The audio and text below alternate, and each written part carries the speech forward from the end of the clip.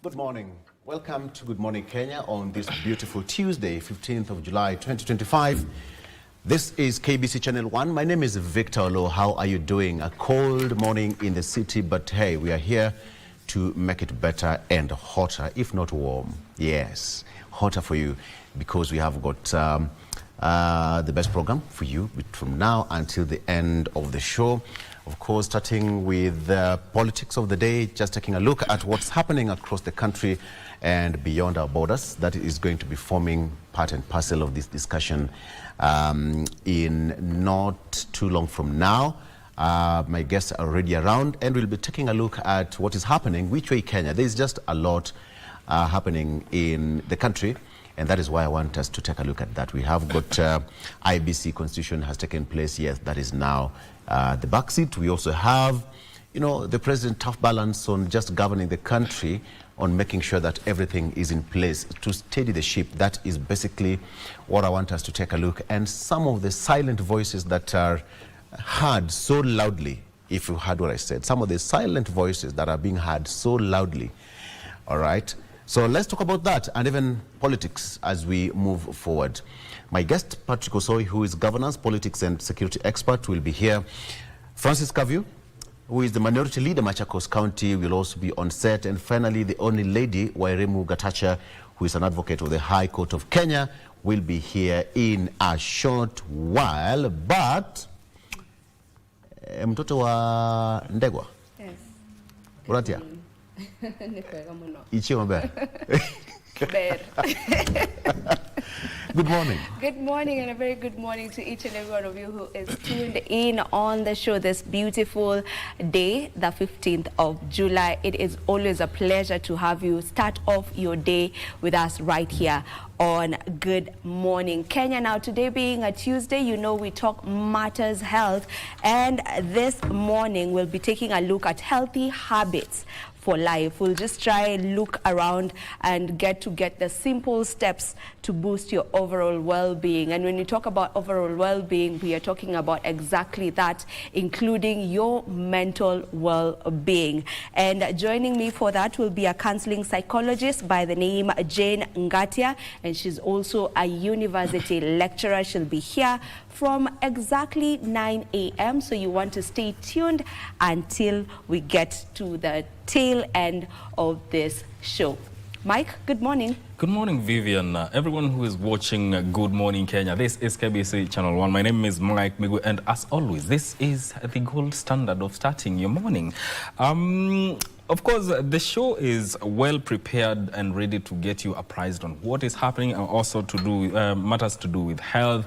But before we head over to the political segment, allow me to interest you with a quote by Paul S. Buck.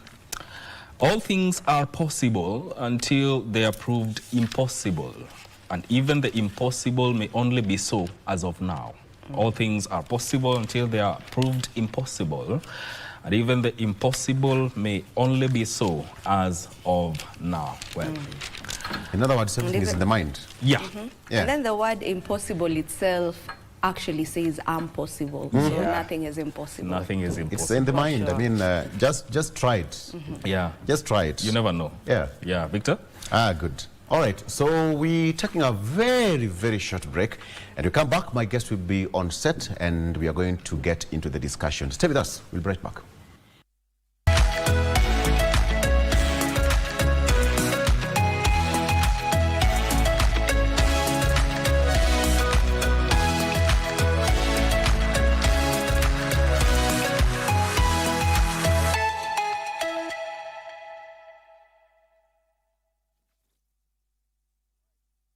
Let me take you through the front page of our local dailies very first as I welcome my guest on set.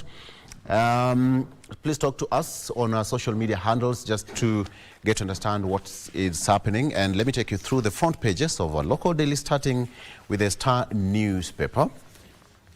President's tough job of quelling Gen Z crisis. President's tough job of quelling Gen Z crisis. That is what's on the front page of the Star newspaper. There's political maneuvering, struggling economy, which is complicating the situation. And now the president has a tough job, according to the Star. of just maintaining and quelling Gen Z crisis. That story is, of course, detailed for you in the inner pages. Muranga man whose innovation ended villagers' network wars. This is a matter of science and technology. County bursaries blow as control of budget holds their funding. There is that back and forth between the national government, the constituencies, and of course the county governments on who should be taking charge of the bursaries. There is a court ruling to that effect. And that is what is here on the inner pages. Ruto's tough job of quelling Gen Z crisis, that is what I have here.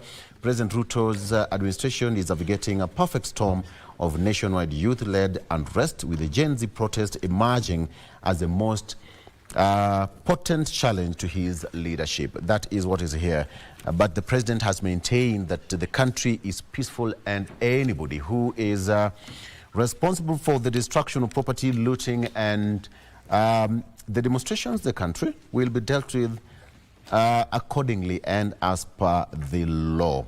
That is what I have here. And of course, there are different statistics from the human rights bodies giving different numbers of people who've been injured since last year, 2024, 25th of June, coming to 115 or thereabouts. The number as at 3-4 days ago, and now the number still remains as that. Okay, how Raila silent game plan could change the 2027 general election matrix. Former President Uhuru Kenyatta and Jubilee Party are reportedly behind the push to have Raila Odinga exit his game plan. And now, according to some of the leaders and the pundits, say that, let me just quote, some of the observers believe that the move could actually throw the current political script into disarray, with Ruto emerging as a major casualty.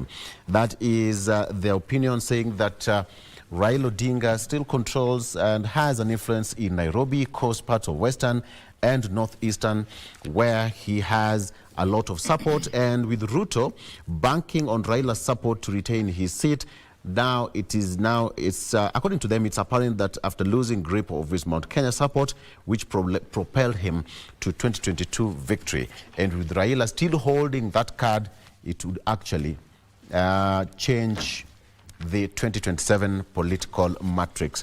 Let me just quote what Francis Mwangangi, Machakos Deputy Governor, said, that Raila's exit from Ruto camp will end the president's re-election hopes, adding that Ruto needs the ODM boss to survive beyond the one-time. Bursaries dealt a blow as Nyakango holds funding for expired, quote-unquote, expired kitties. Several counties have continued to operate funds beyond their legal timelines. That is what I have here on the front page and a few inner pages of the Star.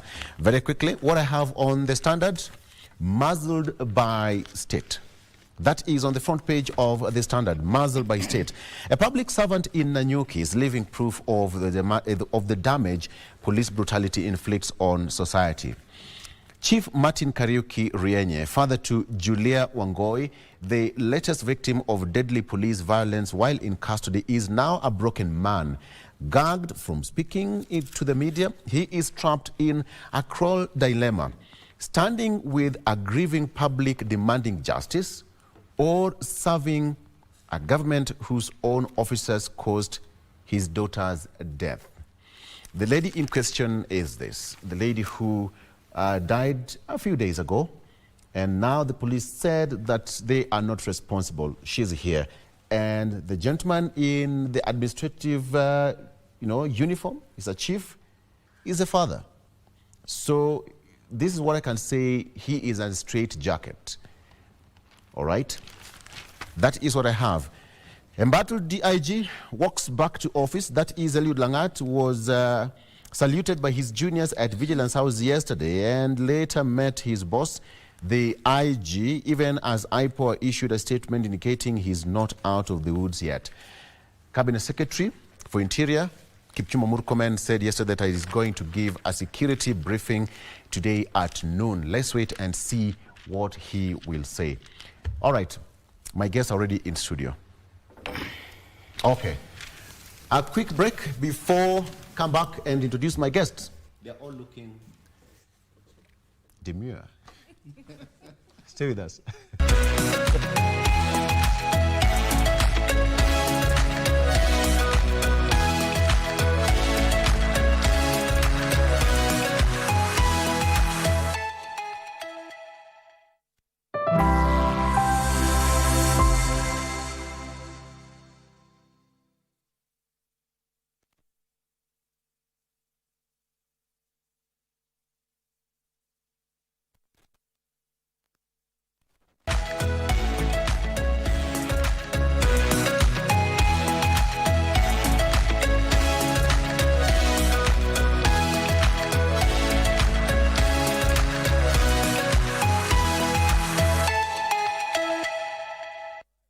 Sawa, come back.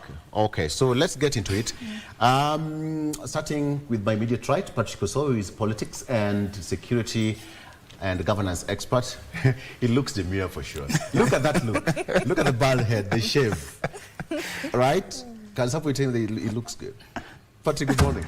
Good morning to you, Good to see you. Mr. Law. Very fine. All right. Yeah. You look so happy.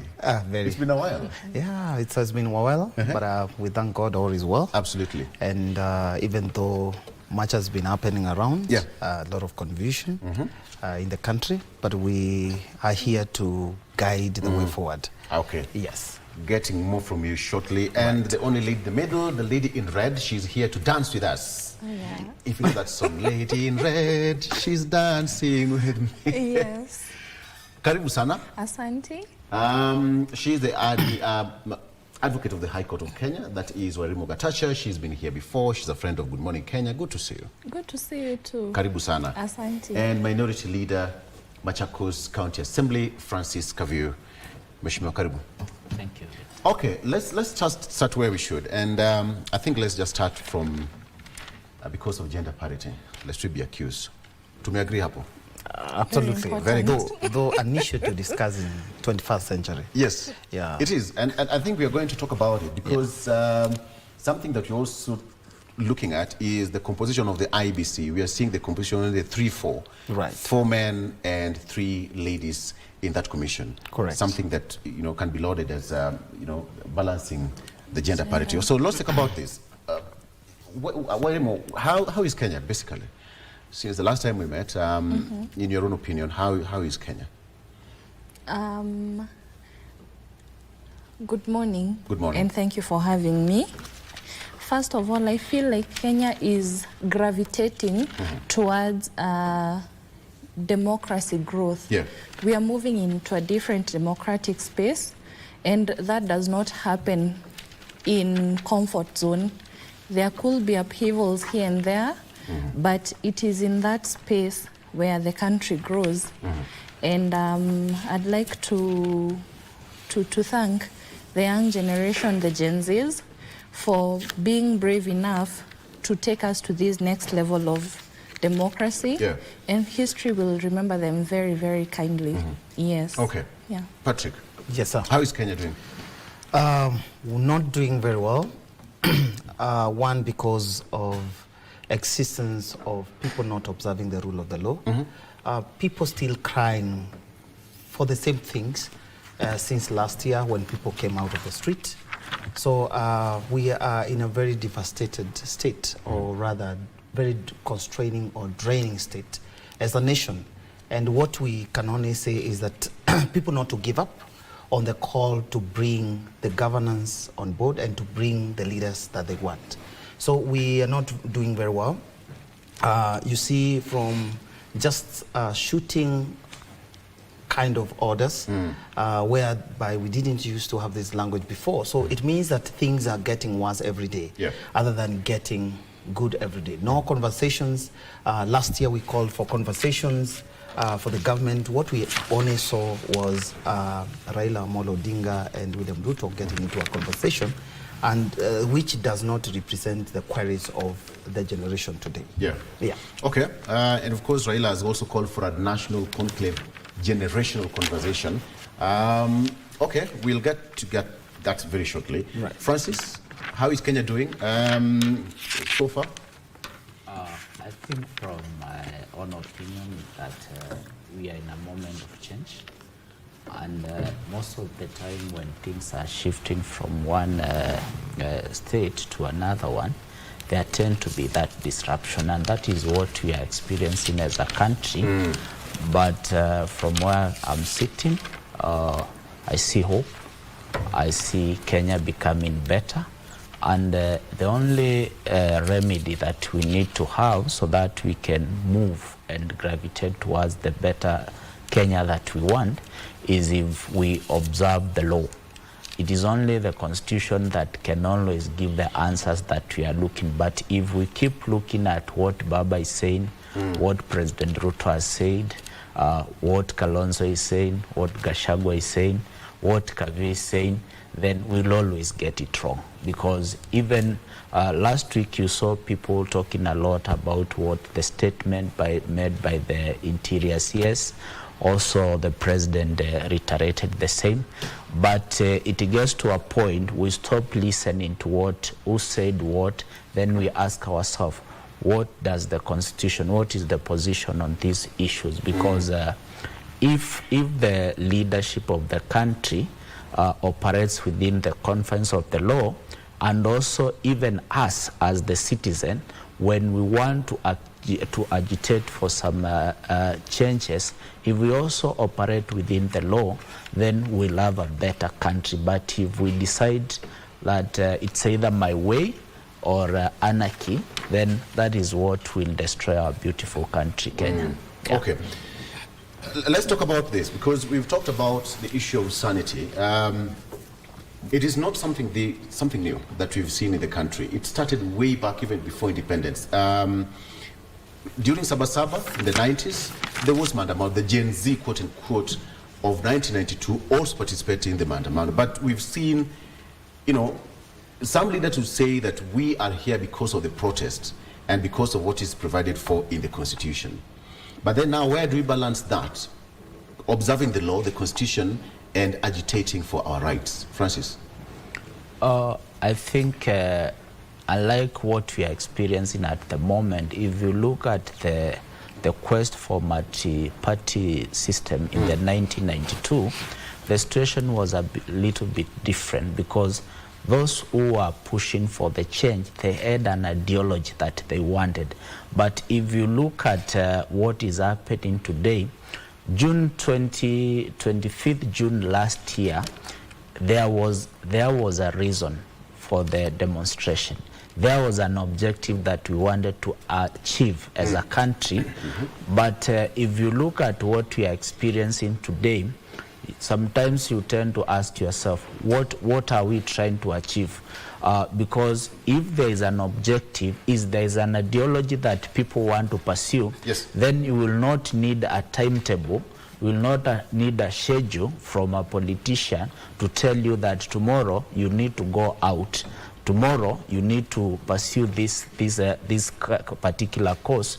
So I think if we identify what is the problem, and leave alone the issue of dialogue that Baba is calling for, because they are the same people who has made us to be where we are. Because if Baba, after losing the election, the best thing would have for them to unite as an opposition and provide that check, that oversight. So that collaboration kind of thing, that after the Gen Z advocated for that change, what happened? The only change that happened, it's Baba that we saw him moving from being the side that is supposed to check and joining the same government. So now that for 1 year he has been dining and eating very well, now that that he sees that things are different, then he comes back again and he wants to be the same person who want to drive the agenda that the Gen Zs and Kenyans are trying to achieve. So my call will always be, the Constitution makes that provision for people to picket, to demonstrate. But what I've always been advocating for, when you are exercising your right, if it is Francis and there is something that I want to pursue, the moment it starts violating the rights and freedoms of my sister Wairimu or Patrick, then it means that I've gotten out of the nini. So even as we push for those change, because I don't believe burning someone's business, looting people's property, that does not contribute towards us achieving. So, and that when we do it within the law, then it even makes it easy, because it will give us now the right.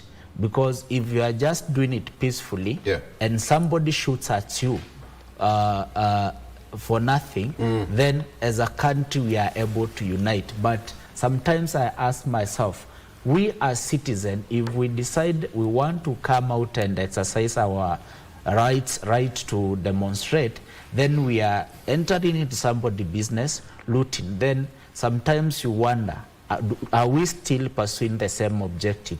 Then also the police, they don't need to get directive from either the president or any other person how they are supposed to conduct themselves, because the 6th schedule is very clear on the National Police Service. It is very clear on how they are supposed to conduct themselves. So whether they are getting instruction from the president or from who, they should always endeavor to operate within the law. And what the president was saying, if you look at the 6th schedule, it is very clear on when and under what circumstance the police should use their firearm. That is when they are either protecting themselves or protecting citizens' life or property. But they don't need to do it because somebody has said shoot under this circumstance. So we must also exercise our rights and freedom in a responsible manner. That is what will give us, will help us move to the right direction. A very good background check. Thank you, Francis. What's your opening remarks on that, based on what I asked, the question? I think I would want first to echo his sentiments on the question of rights, freedoms, and duty. Every right is correlative to a duty. Where my right begins is where your freedoms also. There is a way I'm supposed to enjoy my rights in a way that does not infringe on yours. And whenever we look at the rights and the freedoms, most people tend to forget about duties that are owed, because we have like an absolute right to life, but there are so many rights that are actually, they are very relative to duties. Also, I would want to mention that we need to focus on, for instance, in the space that we are in, on the question of civic education, so that we can be able to understand, 1, what are my rights, 2, what are the freedoms that I'm entitled to, 3, what are my duties. The other thing is that when you also engage in this civic education, you get to also critically and analytically assess information that is in the media, and also it helps to discern misinformation so that we can make rational decisions. When you're informed as a citizenry, when you are able to understand what is happening, it is very hard for the political class to polarize the state, to polarize the people. So it is information that needs to be out there, and it should be as a matter of Who should do that? Because as a media, we are doing our part. Yes. But there is a larger scale that it should happen. Let me just give an example. Police officers go through training, 9 months, or Patrick? 9 months, right? And they go to class, you know, human rights, how to deal with this and that. But who is going to teach Wanjiko on how to deal with police officers during riots and all that? Where does your limit end? How do you...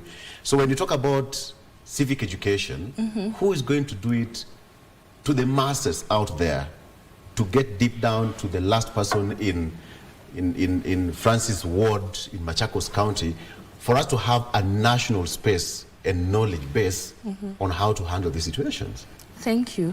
Every Kenyan is a taxpayer. It is the government's responsibility to ensure that there is education on civic activities to among all Kenyans.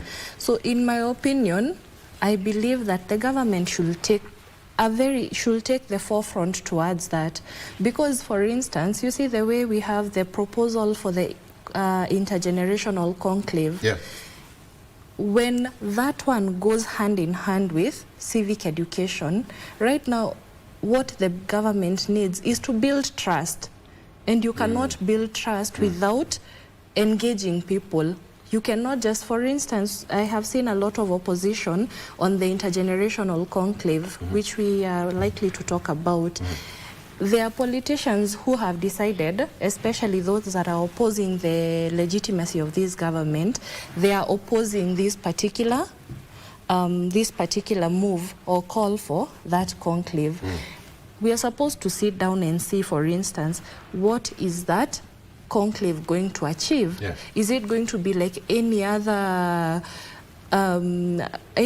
meeting or any other step that has been taken by the government with no dialogue? So I feel like it's important to create public trust, because there is no government that will thrive, and we can see what's happening. We have a country and citizens that do not believe in the government, and they do not trust it. So it's upon the same government to programs and actually, even when I'm civic activities, what am I supposed to do? Okay. Yes. All right. So what are we supposed to do is to take a very quick break and be right back with more. Stay with us.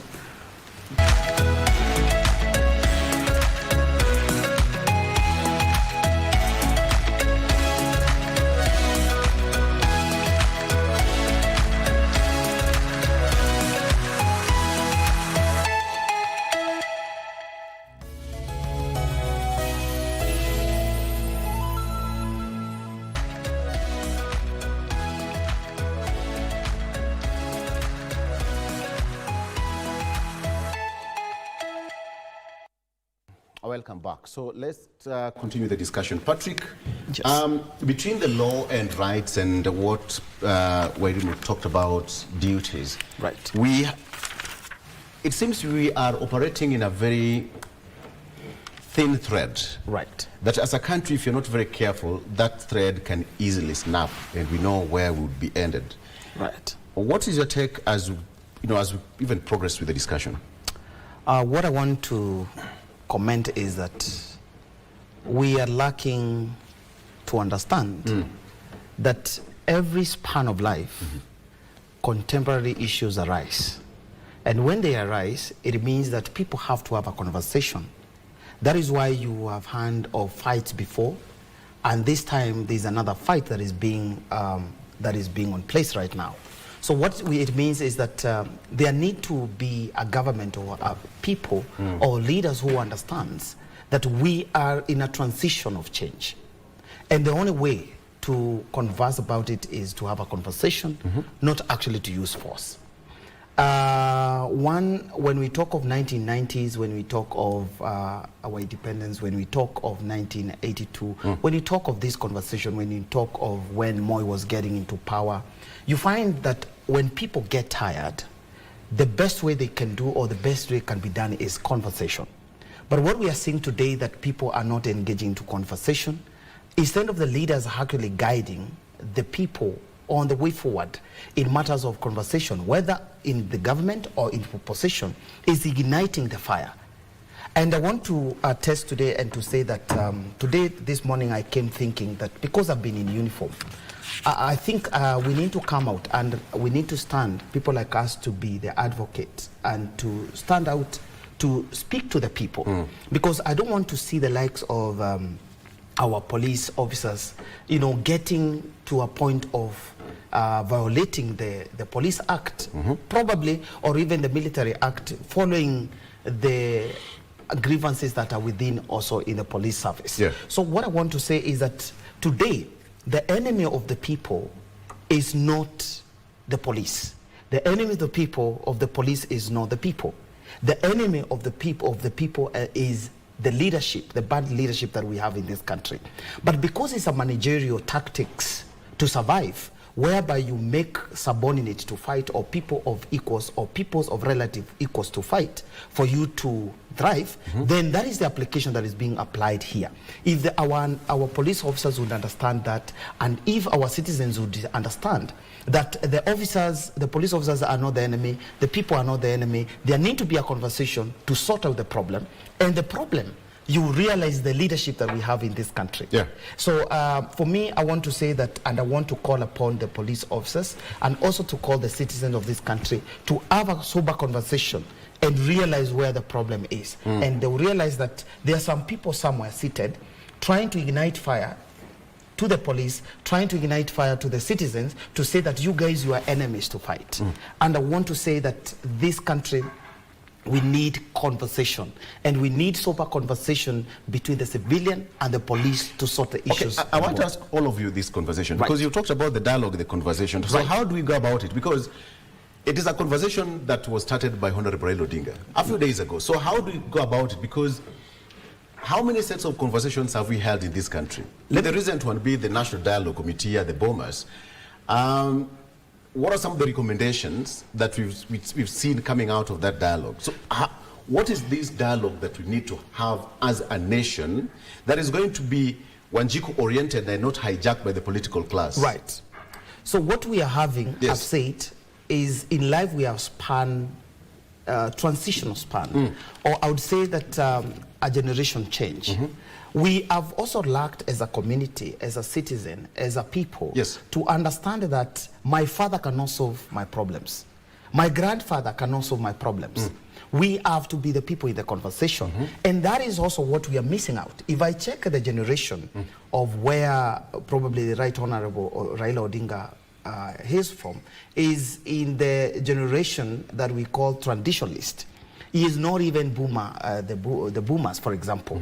We come to even Generation X, Generation Y, so that now we have a conversation. So what I'm calling upon is understanding as the people, and especially the young people in this country, and especially the young leaders in this country, is that we cannot allow our forefathers, our grandfathers, people who have gone ahead of us to fight for us, to have a conversation for us. It is us to have the conversation, because we are in this generation. The contemporary issues that we are facing today are different from what Right Honorable Raila Odinga faced. It's different from what other leaders that have gone ahead of us faced. So for this solution to be found, the conversation to be found, the conversation has to have the right people in the conversation. Okay, wait a minute. Right. How do you have this conversation? The likes of Francis will hijack it. Who is the initiator of the word, what we're having, who is the initiator? The political class. Francis, true or false? That is true. So how is the common mwananchi, who is supposed to benefit from that dialogue, going to benefit from it directly? Let's start from here. Who are the people who are the representation, the people that will be picked to go sit in that conclave? Agenda? That is two, the agenda number 2.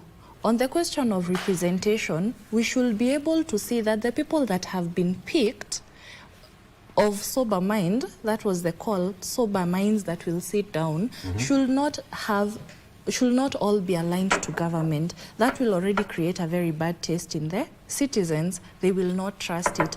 Let's also go back to the question of historical precedents of such initiatives that have been taken.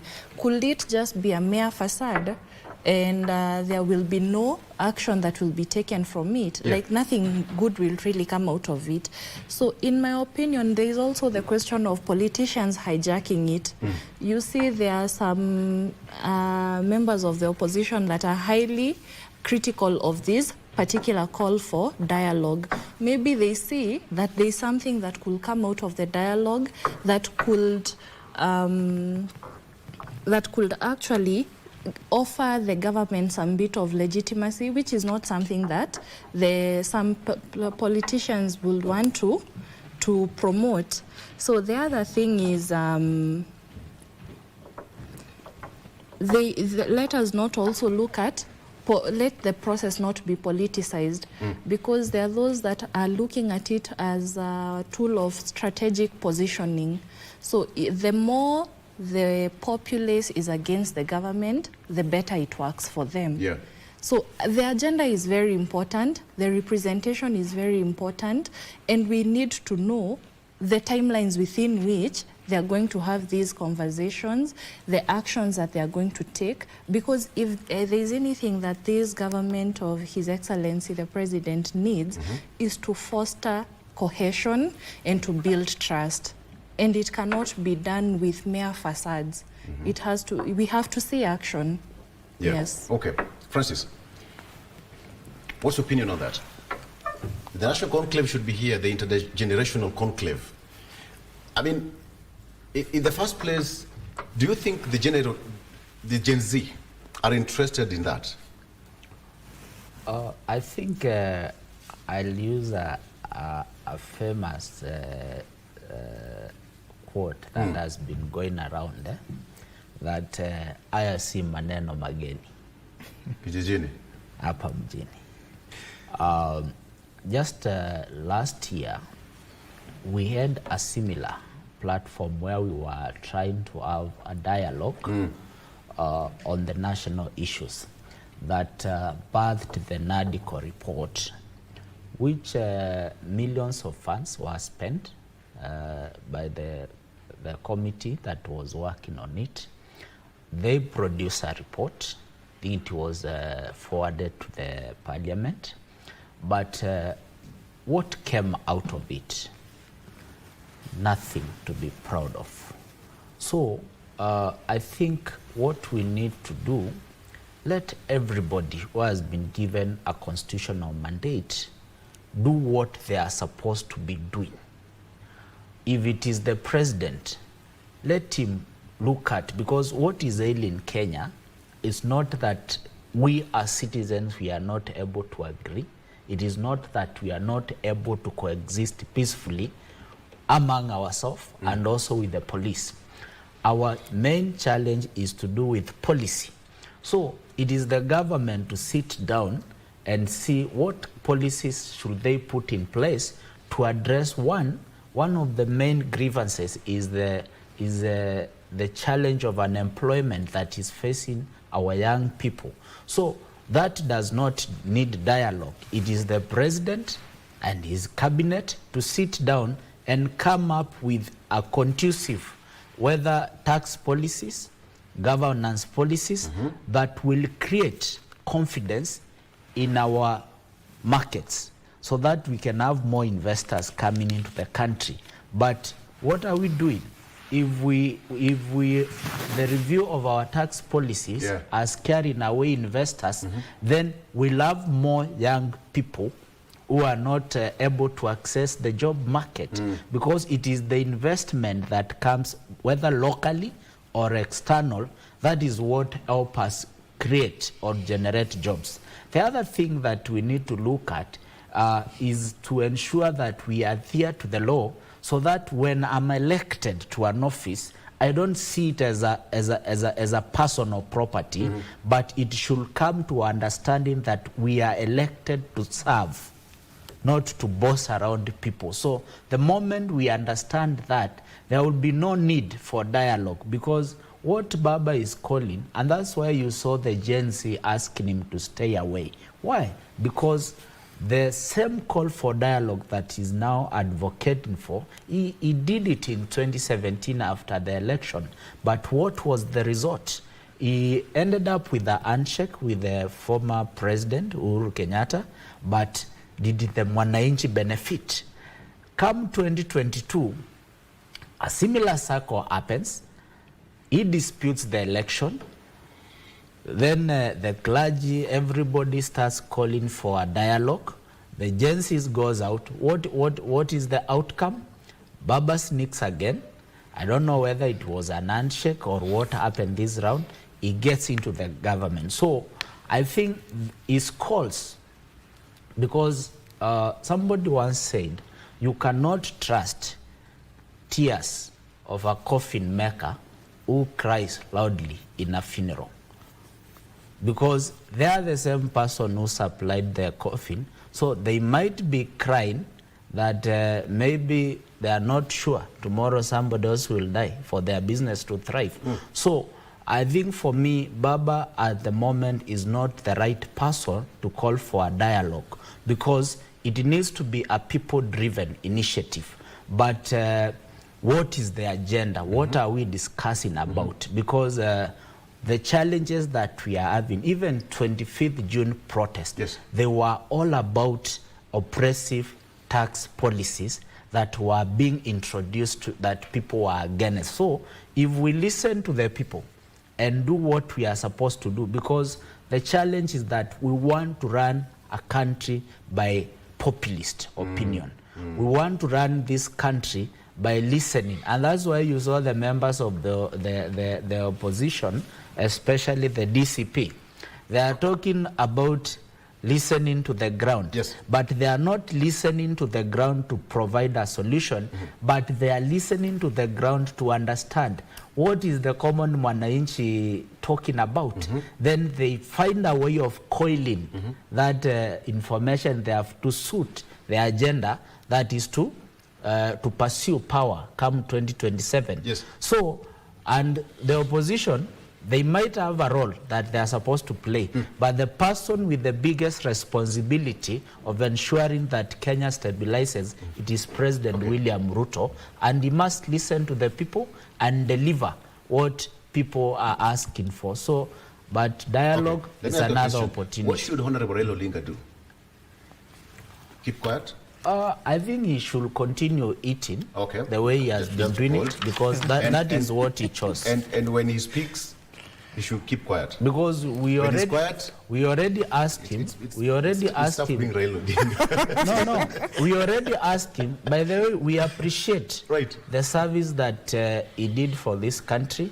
But a best dancer knows when to exit the stage. So he should not interfere with the initiative that is being driven by the young people. But the biggest challenge is also, even as we try to push it, the biggest challenge, let's say even if we agree to dialogue, who is going to be on that dialogue table? That's the same question I asked. But they say they are leaderless, faceless.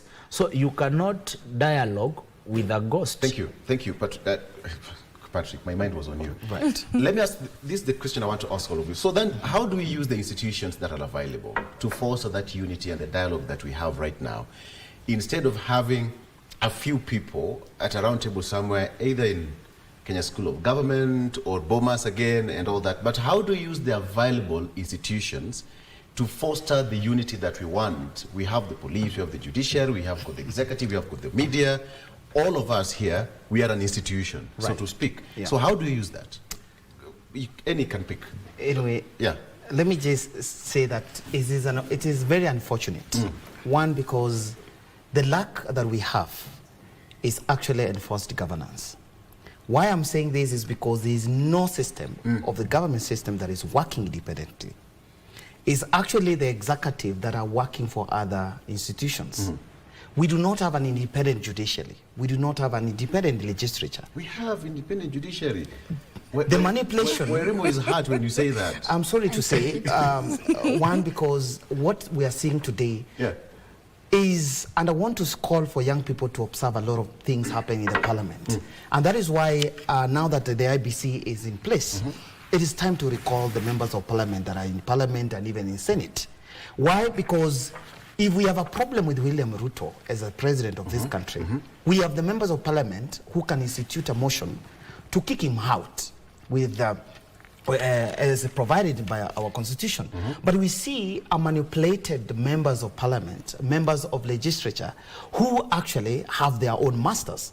And that is why I'm saying that in the future, we need to have an agenda whereby when you get into the parliament, you forget which political party took you there. Because what we are seeing is that it's either what is the stand of my political party, what is the stand of my political party leader. And that is why I'm saying that we have a big problem today. And I also want to say that we need also to have referendums in the future whereby the security agency becomes another arm of government, so that we do not have political class manipulating the police service or even security agencies of this country. We have an issues in this country whereby the police or the security agencies of this country cannot make decisions independently, and they are the experts on that area. We cannot expect somebody like C.S. Mokromen to actually give directive to a police, to uniformed people who understands or who knows what they are supposed to. Does not stand to give any orders. I would also want to say that also, I'm sorry to say that we've never had also a president who has also served in uniform or rather served in the military to understand that even if I'm the commander-in-chief, I do not understand the arithmetics of the security. Will it make any difference? Absolutely, yes. And that is why I want you to observe most of the countries. And that is why, by the way, I know you understand that I'm also running for the Kenyan president in 2027. And we are not fearing to say this because we have seen this country is being taken to a direction that we do not want. I have served myself in the security forces in this country. I understand what is lacking in this country. We have indiscipline. We have leaders. And I want to commend what Honorable Francis has said. And I want to encourage the people of Machakos County. He is a leader from where I sit. And I would want to also request him to go for an higher seat come 2027, either senator or governor, because he's a sober leader. You can listen to a leader and you say, your story. And you say, Ni wananchi wanasema. Yeah, this one is a sober leader. And more so because he's young, our political party, because we as the young people have called us and told us we are partless, we are leaderless. Not because we are not.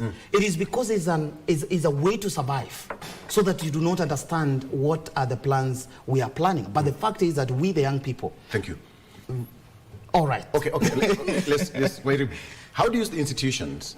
You belong to the other wing of governance structure. So how do you use that to foster the unity and the dialogue that is being floated around? When Honorable talked about it, it disappeared. And now we have got a national discourse about it, whether or not. So when he spoke about it, there is always a nexus between what generations can transfer. Yes. There is what the generation that has been there can offer, especially given the experiences they have experienced. On the other hand, there is what also this other younger generation brings on the table, which is a fresh outlook and insight and innovative solutions or approaches to things. So when we get those two and talk, there's a that can happen out of it. From where I sit, I don't see anything wrong with the intergenerational conclave. People sitting down to position that even most of the religious leaders have also given their okay on, because anytime people talk, a solution will be found. Yes. And right now, as we look where you started this show and you asked us, where is Kenya? How is Kenya? How do you see Kenya? The short and the long of it is that there's a crisis. And we cannot solve this crisis by further polarizing the situation that is not also good. I think there's a time when we were here on set and I mentioned the civil war, for instance, in Sudan. We have so many inspiring examples around us of what can happen when the country hits that point. The number of internally displaced persons, those that flee out of the countries, those that die, the women and the children that are desperate to survive in their own country. Right now we have an opportunity to dialogue. We should take it. And this should not be interfered with by the political class. It should be devoid of it. I have had several things that have been said. For instance, one term is not an agenda. It's not an agenda that will fix the country. It's not an agenda that will give us solutions. So instead of focusing on that agenda, if you are truly a leader, then you should be able to tell us we're in this crisis, we got ourselves here, and let us hold our leaders accountable. Let us, and transparency as well. Let us see whoever it is that brought us here, because rightfully said, the question of police brutality did not begin in 2022. It has been an ongoing problem since time, for some time now. the question of corruption, unemployment has not begun in 2022. We cannot make one term an agenda that will address all these issues. We need to sit down and agree the corruption and all that. How are we going to deal with these situations? And also, it is very, very important. There was mention of parties that have sponsored one to take those political spaces. Let us, as the citizens, let us introspect these people that are coming to us, because we need proper leaders so that they can make sober decisions for us. If we go for the most popular, the person who is with a particular party or someone who has very deep pockets, then this is where we'll find ourselves all the time, and we will keep making one term, half term as a slogan until thy kingdom come. All right, until thy kingdom come. First, I want us to do this. In the next 8 minutes, as you also respond to that question on how we can use the institutions available, one of them is where you sit, the county assembly. How do you use that? In under 1 minute, I want us to go to the next segment, how to make Kenya great. I think, one, if we have to, because what we are having currently is a political standoff. It is not a national crisis. So I don't know It's a political stand. Yes, okay. Standoff between those who are in government and those who are intending to take over 2027. And what we must always warn Kenyans is that if you look at Kalonzo, if you look at Gachagua, if you look at President himself, all of them are trying either to secure a job or to defend their job. So it is us as Kenyans who are jobless, who are trying to fight for their space, to ask ourselves what can we do to make our situation better, because there is no single day you will find the members of the opposition telling truth about what the government is doing to make it better, and there is no single day the government will ever agree with the opposition side that what they are proposing is good. So in terms of if we are to dialogue, we have the national, is it national cohesion and integration? Yes. It has that mandate. It has a budget. It is normally funded from our national treasury. So I don't know why they have to just sit in those offices and wait until when a certain politician makes some remark and they are ordered, can you prosecute that person? So NCIC should stop operating like somebody's attack dog and do what is their job of ensuring that they are integrating Kenyans and bringing that cohesion. So they have that mandate, and I think they can have a program where they can go across the 47 counties and work together with the county assemblies, because we have that constitutional mandate of representation and legislation. So as representative of the people, they need to find how they can team up together, and we go down to the village and try and create that civic awareness, because what is being exploited is our lack of that civic knowledge on what is ours and how are we supposed to carry ourselves as citizens. So I think the burden lies with them, because if we agree that we want to do a national dialogue that is led by either side of the political divide, the objective will always be to achieve their political agenda. So now that your mic is still on and you are on camera, so normally there's that segment, how to make Kenya great. In your own opinion, that is your camera, camera 2. Look straight to the camera. In 1 minute, how to make Kenya great. There you have it. 1 minute starting now. Straight to the camera. I think the sure way of making this country great is those elected, the citizens, and those who are aspiring to lead this nation must be guided by our constitution that we voted for. Because if you aspire to lead, And at the moment you are not observing the same constitution that you want to use to serve at some point, then it loses the meaning. So let's adhere to the constitution, and in all our endeavors, if we operate guided by the spirit of the constitution, we'll resolve 90% of the problem that we are experiencing. And lastly, to our president, William Samoei Ruto, you need to listen to the Mwananchi, because God has given you that mandate now.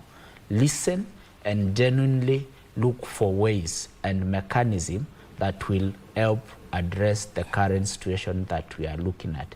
Just have a review of the tax policies that we are having. See how you can boost that investor confidence so that we can have more people coming in. And also to our young people, my brothers and sisters, whether Ruto goes and we bring in another person, unless we stand out na tujitume, we are still going to have that challenge, because nobody will come and pick you at home and empower you. It's for us to fight for that economic and democratic space. Thank you. That is very powerful. I like that. I like that. Nobody's coming to save you. Yeah. All right. Thank you, Francis. Warimo, straight to the camera. Camera 2. Please, 30 seconds, if you can. How to make Kenya great. Starting now. 30 seconds, please. Like you mentioned, as we are here, we are institutions. I would like to address myself to the Bible verse, James chapter 3, verse 1, where it says that not many of us should be teachers, because we will be judged very strictly. That is my message for the people who are in spaces where they are able to have social influence. Let your words not add fuel into the fire. Let us build our country. And finally, to the Kenyan voter, remember your vote is as good as a rifle, and the usefulness of your vote is in the character of the holder of that vote.